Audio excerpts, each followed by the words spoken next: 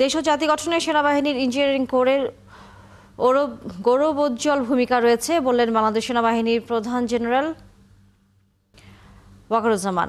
রোববার নাটোরের কাদিরাবাদ সেনানিবাসে মিলিটারি ইঞ্জিনিয়ারিং কোরের নবম কর্নেল কমান্ড অভিষেক অনুষ্ঠান এবং বার্ষিক অধিনায়ক সম্মেলনে প্রধান অতিথির বক্তব্যে একথা বলেন তিনি। এ সময় তিনি সেনাবাহিনীর সব বীর মুক্তিযোদ্ধাকে শ্রদ্ধার সাথে স্মরণ করেন। বক্তৃতায় তিনি দেশমাতৃকায় সেবায় আর্মি ইঞ্জিনিয়ারিং কোরের বিভিন্ন উন্নয়নমূলক কার্যক্রমের প্রশংসা করেন। সততা, সত্যনিষ্ঠা ও কর্তব্যবোধে ব্রতী হয়ে দেশের উন্নয়নে সেনাবাহিনীর ইঞ্জিনিয়ারদের ভূমিকা রাখার আশা জানান। এর আগে সেনাবাহিনীর প্রধান কাদিরাবাদ সেনানিবাসে পৌঁছলে তাকে জিওসি সহ উচ্চ পর্যায়ের সেনা কর্মকর্তারা তাকে অভ্যর্থনা জানান। অনুষ্ঠানে সেনাবাহিনী কোর অফ ইঞ্জিনিয়ার্স এর নবম কর্নেল কমান্ড হিসেবে অভিষিক্ত করা হয়।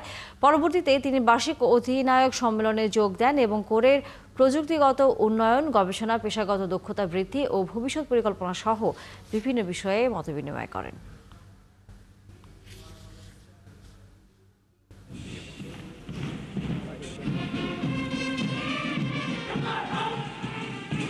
বাংলাদেশে যত বড় বড়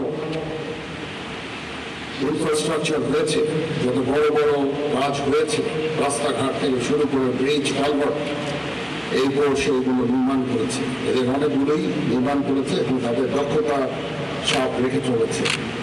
আমরা সমগ্র সেনাবাহিনী এই কোরের এই কাজে অত্যন্ত গর্বিত।